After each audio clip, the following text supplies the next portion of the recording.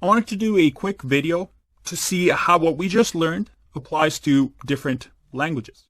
For example, you might have heard of an executable file. That is a .exe file, especially if you've ever used Windows before. You double-click a file that ends in .exe, and then the code starts running. The application starts running. And that .exe is an executable. And most of the time, these .exe files are created by C++. You write a C++ code, and you compile it to a .exe file. For example, you can use a command like g++ your program.c++. So that's your C++ file, and you're going to output it to an executable, your program. And this is going to create that .exe file that you compile down from C++ to an executable machine code. So that when you double-click a file, that is your program, it's going to run because it's been compiled.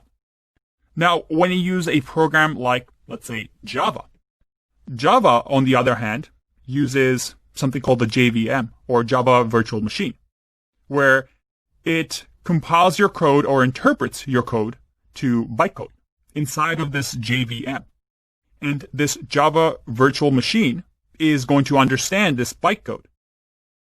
So unlike a compiled language that has to be compiled for each specific type of computer, a Java program only needs to be converted to bytecode once. And that bytecode can be understood by the Java Virtual Machine. And that's where the term for Java, write once, run everywhere, came from.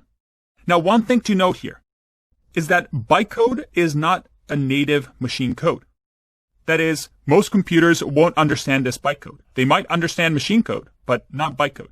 So with bytecode, you need software, such as the virtual machine or a JavaScript engine, so we can execute it directly. I can't double-click a bytecode file and run it without an engine or a JavaScript machine. So I have a question for you, knowing what you just learned now. Is JavaScript an interpreted language? You'll hear this a lot. JavaScript is an interpreted language. But learning what you just did, is JavaScript an interpreted language? I mean, yes, initially, when JavaScript first came out, you had JavaScript engines such as SpiderMonkey, created by Brendan Eich, that interpreted JavaScript to bytecode, and that engine was able to run inside of our browsers to tell our computers what to do.